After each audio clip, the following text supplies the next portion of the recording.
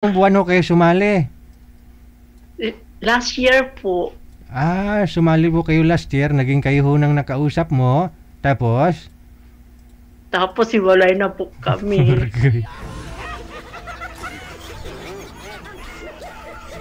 Taga saan po ba yun, ma'am, yung nakausap po ninyo? Bakit hindi ka makita, DJ? Hindi naman talaga ako nagpapakita sa'yo. Oh. Taga saan ho yun? Ano po siya, DJ? Security. Taga saan nga po? Dito lang po sa Manila. Ikaw nasa Alabang. Opo. Ibig sabihin, naging kayo, nakikita naman ho kayong dalawa. Nagkita po kami pero hiwalay na po kami, DJ. Hindi. Ilang beses ho kayo nagkita? Secret na lang, DJ. Secret. Hindi ho kayo nag-live-in? Hindi po. Hindi? Nag-work po kasi ako. Tapos siyempre guard na rin siya, may trabaho. Kita lang. Sana mayroon pang mag-ano dyan sa akin. Hindi, para malaman na rin natin kwento ng nakausap ninyo. Bakit ho kayo naghiwalay? Ano po, DJ, parang hindi naman po siya, DJ, seryoso. Paano mo nasabi na hindi seryoso?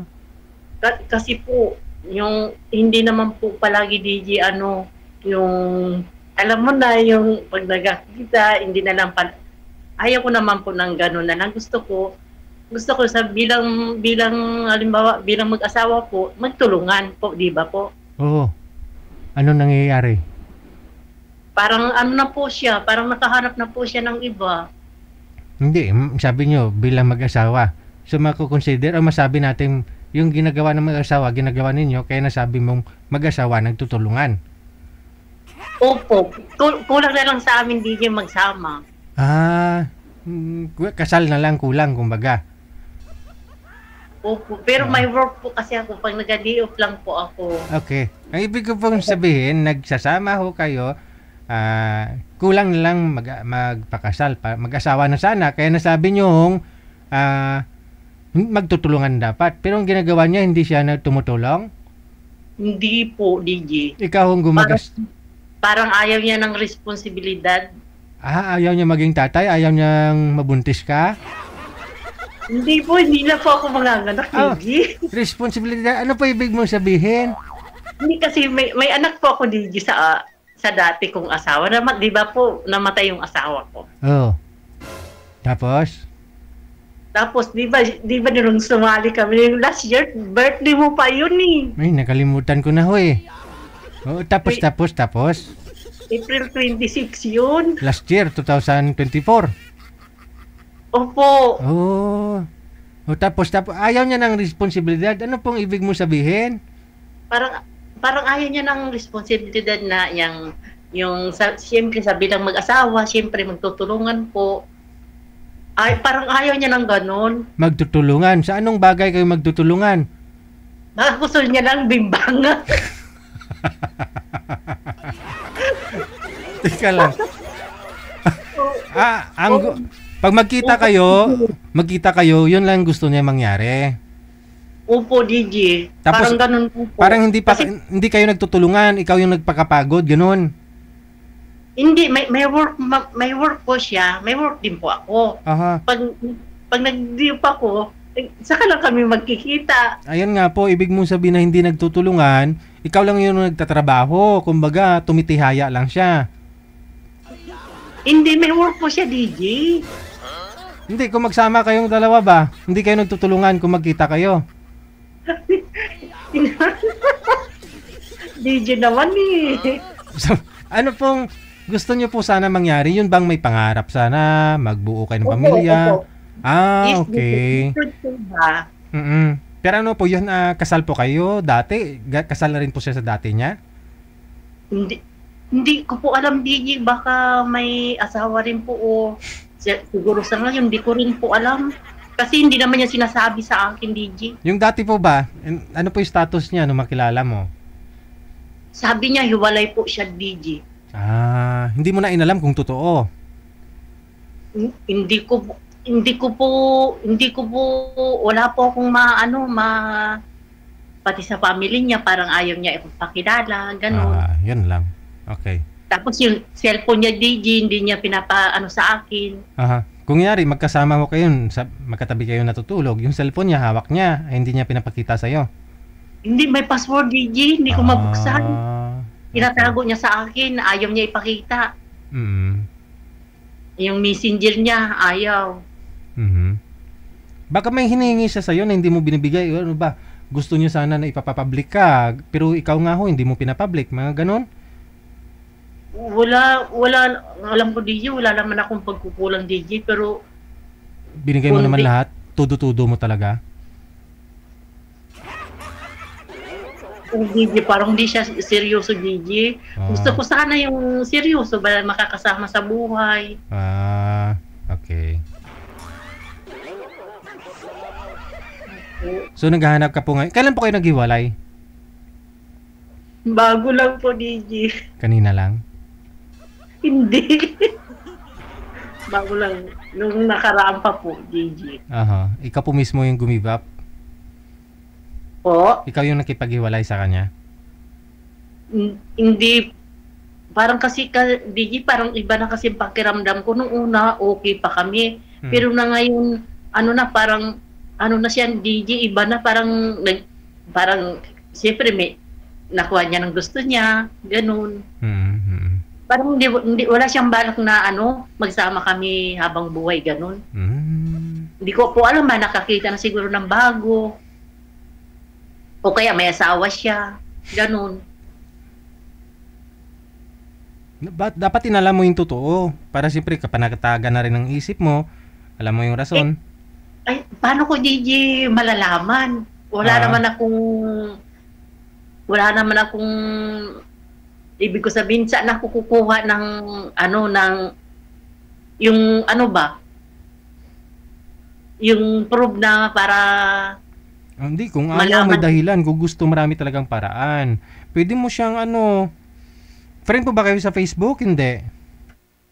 Gimblock nga niya ako, Gigi. Nagtalo po ba kayo bago kayo nang hiwalay? Nag-uusap kami noon, tapos sabi ko parang iba na yung pananalita niya. Kasi siyempre, DJ, may work po ako, nagkakita na kami pag nag-diop ako. Ganun ba? Bali siya panggabi? May duty din po siya na panggabi, may duty din siya na pang umaga, ganun. Ay ako po, istiin po ako sa work ko, ganun. Hirap nun, no? Ito lang, DJ, bago lang, DJ. Ang sakit talaga, DJ, Diyos ko.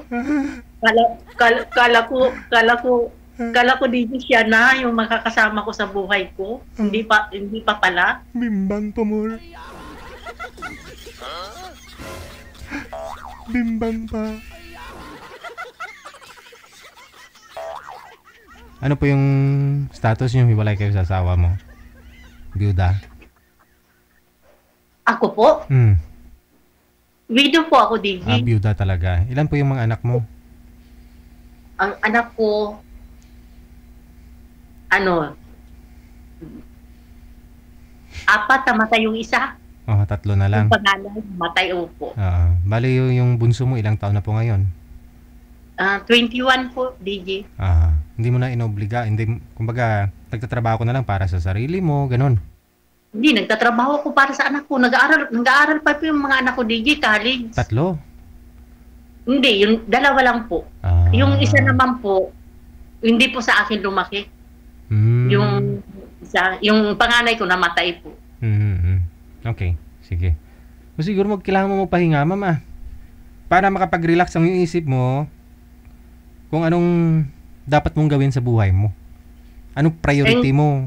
Ganun. Ang priority ko, siyempre, DJ, wala naman tumutulong sa akin, wala nagbibigay sa akin. Priority ko yung anak ko na makapagtapos sa pag-aaral. Pero gusto ko sana po, yung makahanap pa po ako ng partner na panghabang buhay. Hindi lang isang bagay lang ang gusto sa akin. Yun na nga po. So siguro wag mo madaliin. Focus ka po muna sa mga anak mo. Total nag-aaral pa naman. Mas maganda yung walang Opo. interruption, wala pong sagabal, no? Pag matapos na ho yung Yes. anak mo, andyan lang ho yan. Yung iba nga, nakakayanan ho nila na ilang taon, 20 years. Ikaw at least di ka na si zero. Kahit pa paano eh. Mayroon, di ba? Okay na ho yun, no? Move on. Kasi, alam mo naman, nagmahal ka din eh. Nagmahal ka, hindi ka nagkulang. Alam mo sa sarili mo, di ba? So siguro, hindi siya kawalan. Isipin mo na lang na hindi siya masarap. Na hindi mo dapat panghinayangan, di ba? Na may tao pang Yes, mas naka-deserve para sa iyo. Yes, Yun. DJ. Oh, kung nanonood po siya ngayon, ano na lang mensahe mo kay sir? Doon ho sa nakausap Ay. mo. Kung nanonood ka man ngayon, Anong tawagan ninyo? Anong tawagan? love.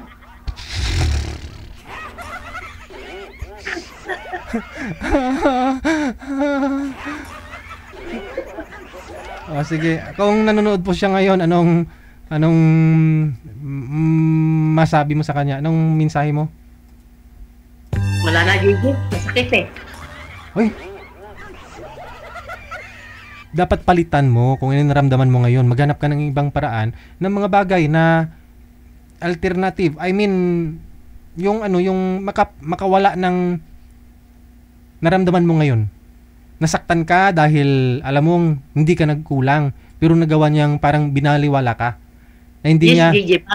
Yes, DJ. Parang, parang mayroon na siyang iba. Ganun. isipin mo na lang yung ginawa niya nga sa'yo ngayon, gagawin niya dun sa nangyari o sa present niya. No? Parang, ano yung pakikitungo niya sa akin? Malamig ba? Malamig. Ayun, may posibilidad na gagawin niya rin po yun dun sa bago niya ngayon. So, mas okay na ho siguro na sa iba niya nang gagawin, hindi sa'yo. Hindi. Nagawa na nga niya sa akin, DJ. Hindi po, kung hanggang ngayon, kayo pa rin, nasasaktan ka. Diba? Oh. Kaysa naman hanggang ngayon, kayo pa, pero nasasaktan ka lang. Kasi alam mo, parang wala siyang gana sa'yo. Anong gusto mo? Yun nga po, DJ. Oh, magpasalamat ka ngayon na, masakit sa una. Sa susunod din masakit.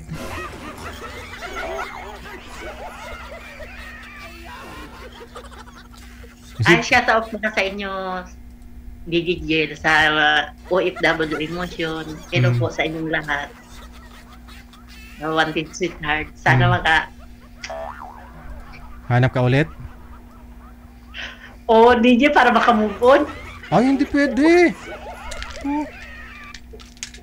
Hindi pwede. Alam mo yun, yung nanggamit ka ng ibang tao para maibsan o siguro kung kasi DJ, minahal ko naman siya, DJ, hindi niya ako minahal eh. yun, siguro minahal ka na rin eh. Nagturjak kayong dalawa, nagbimbang kayo. DJ naman eh. Oo naman. Hindi ka minahal nun. Kahit sabihin natin 20%, minahal ka rin. Hindi ka lang priority. Baka ganun nga po. Kasi baka mas may lamang Mas may lamang, opo. sa'yo. So siguro maghanap ka ng ng taong yung na-appreciate ka niya.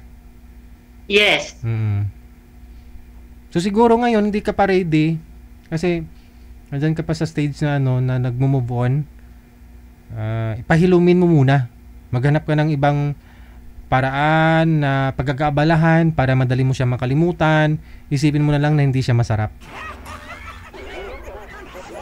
Yes, DJ. Magmahal. Masarap magmahal. Kasi ikaw, sinarapan mo ng todo eh. Minahal mo siya eh. Tapos ikaw, hindi kanya sinarapan. Ilang taon ka na nga po, ma'am? Anong pong pangalan mo? Marites. Marites. Pangalan mo Marites eh, di ba? Naalala ko. Lagi ka po nagko-comment pala dyan sa comment section eh. Ikaw pala yon. Ilang taon ka na, ma'am Marites? Sa tingin mo po, DJ, ilang taon na ako? 17 ah. Yes po. See you next year. Siguro after 3-4 months, ganun. 3 or 4 months, pwede ka ulit magpa-line up. Ngayon, na-enjoy mo yung sarili mo. Yes, DJ. Oh, yung bang nagagawa mo dati, yung hindi mo nagagawa na naging kayo pa, gawin mo na ngayon. Hindi yung nakatingin ka lang kung ano yung yung lagi kayo nagbi-video call, lagi kayo nagtatawagan, no? Ibahin mo 'yun, ibahin mo. Diyan focus ka sa trabaho mo at kung may time, i-open mo sa amo mo. Lalabas muna ako, pwede ba 'yun para makamubuan ako? Pupunta ako dun sa mga anak ko, asikasuhin ko sila, ganun. Oo, kikis-kis. Di ba? Yes, DJ. Yes, DJ. Yun naman ang ginagawa. Oh, yun. Todo mo pa. Maghanap ka pa ng ibang mga paraan para madali ka makalimot. Although, hindi naman talaga totally makalimutan yan. Naging part na ng buhay mo yan. Unless kung magka-amnesia ka. Pero, para maibisan lang madali ka makamove on. No? Siguro, hindi pa time na sasali ka dito para may makausap, malibang. Tapos yun, pa rin po yan. Kung mayroon din po dyan na makatagpo ka ng pareho kayo. Kunyari, may nagpa-line up din po dito na gusto niya rin malibang, walang problema. Pero unfair naman po kung naghahanap po siya ng seryoso, ikaw, hindi pa. Ayaw ko naman din yung ganun ulit yung ginawa niya sa akin. Ayaw ko na ulit. Gusto ko sa susunod magkaroon ng partner, yung panghabang buhay na talaga. Yun, yung lubos mong isipin kung paano mo malalaman na panghabang buhay na yung darating sa'yo. Na ano mo na, di ba? Naranasan nyo na pong niligawan ka ba noon? Hindi. Sinuyo ka po ba? Hindi. Dito rin kami, DJ. Nag-usap kami dito sa live. Oh, I mean, di ba off-cam na naging kayo? Di ba? Niligawan ka po ba niya sa personal? Hindi. Sinusuyo. Ano po, DJ? Yung tawagan po kami. Gaano po katagal pa nililigaw niya pag tawagan ninyong dalawa? Parang lang yung DJ, parang 1 month lang yata. Yun, DJ. gawin yung 1 taon. Sa susunod, may mamanligaw sa'yo 1 taon. Oo. Sa 1 taon na yan, pwede kayo magkita, pero dapat hindi mo pa sinagot. Walang nangyayari. Kunyari, may manliligaw sa'yo, malapit lang din sa'yo. Date kayong dalawa para mas madali mo siya makilala. Pero huwag mong kalimutan, lagyan mo ng ng lock yung panty mo. Oh. Okay, para syempre malalaman mo kung seryoso yung lalaki, kailangan niya maghintay, 'di ba? Kung hindi, nasa kanya na ho 'yun.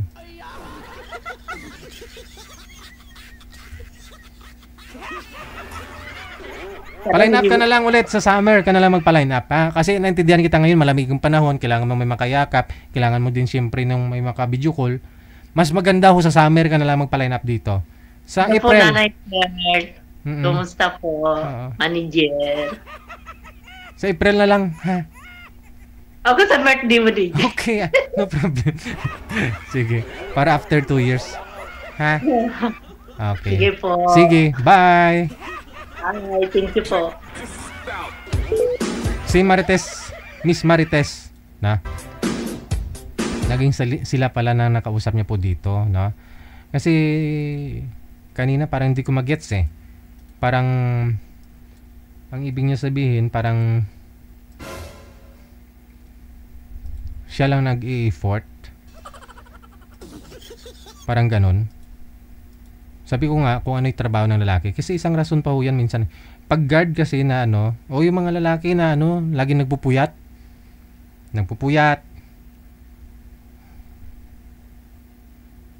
Ano yan maapektuhan talaga yung yung gana sa, alam nyo na. Kaya nga sabi ko parang siya lang daw yung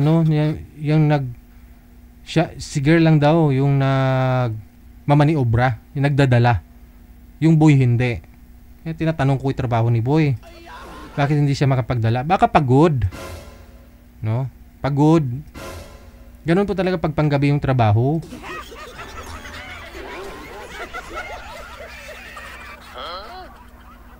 Lalo po't umiidad na siguro, no? Ikaw po talaga yung magdala, ma'am, ng relasyon ninyo. Joke lang.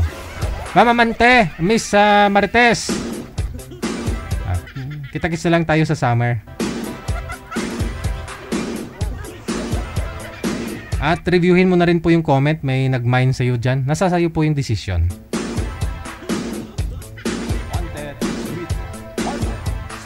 Ay, ambot nga gugma.